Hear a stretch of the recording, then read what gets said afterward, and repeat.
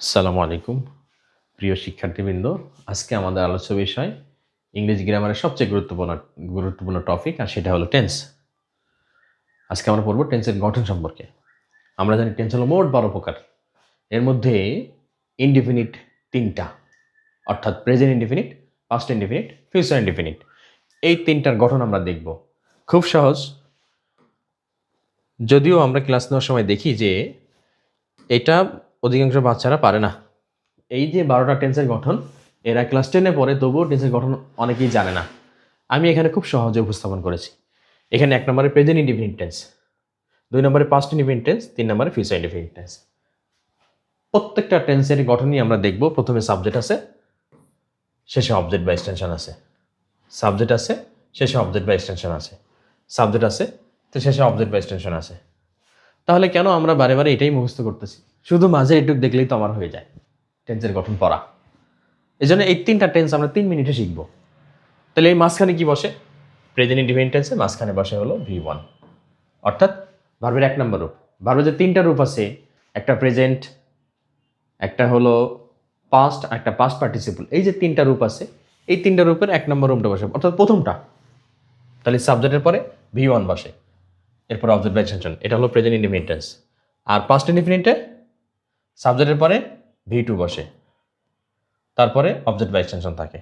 আর future ইনডিফিনিটে সাবজেক্টের পরে এখানে বসে শ্যাল অথবা উইল থাকে, তারপরে ভার্বের বেস থাকে। শ্যাল বা উইল ভার্বের বেস থাকে। তাহলে যদি এই মাঝেরটা যদি শুধু আমরা দেখি, মাঝেরটুকু, তাহলে কিন্তু আমাদের হয়ে যায়, অর্থাৎ V1 V2 শ্যাল বা উইল ভার্বের বেস, V1 V2 শ্যাল বা উইল ভার্বের বেস। তাহলে এটুক পড়লেই কিন্তু আমাদের হয়ে যায়, মুখস্থ হয়ে যায় 3টা টেন্সের গঠন। সাবজেক্ট অবজেক্ট তো শেষে, সাবজেক্ট শুরুতে, অবজেক্ট শেষে আসেই, শুধু মাঝখানে এইটুকু আমরা মুখস্থ করলে 3টা টেন্সের গঠন মুখস্থ হয়ে যায়। তো আশা করি এটা সবার জন্য সহজ হয়ে গেল।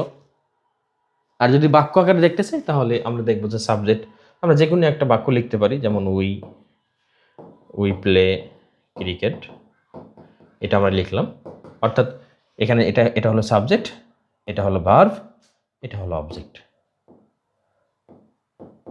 এটা পাস্ট ইনডিফিনিট টেন্সে একই জিনিস, সাবজেক্ট উই, আর এই যে ভার্ব হলো প্লেড, V2, অর্থাৎ অতীতকালে হয়েছিল এটা, আর এটা ক্রিকেট হলো অবজেক্ট।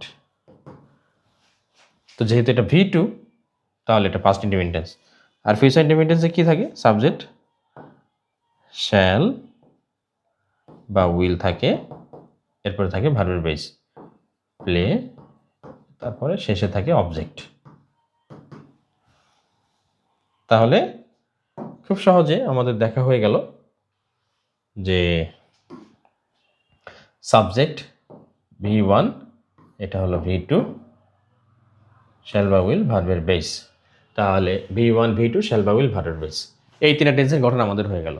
পরবর্তী ভিডিওতে অন্য কোনো 3টা টেন্সের গঠন সম্পর্কে আলোচনা করব। আর সেই ভিডিও পেতে হলে আমার ফেসবুক পেজ এডুজেনিক্স, অর্থাৎ এডুকেশন এবং জিনিয়াসের সমন্বয়ে গঠিত নামটা এডুজেনিক্স, পেজ লাইক দিয়ে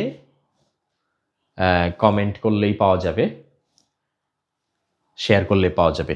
আবার ফেসবুক চ্যানেলও, এই ইউটিউব চ্যানেল আছে, তো ইউটিউব চ্যানেলেও পাওয়া যাবে আমার ভিডিওগুলো। সবাইকে ফেসবুক এবং ইউটিউবে সাবস্ক্রাইব করার জন্য অনুরোধ করে আজকের মতো বিদায় নিচ্ছি। ধন্যবাদ সবাইকে।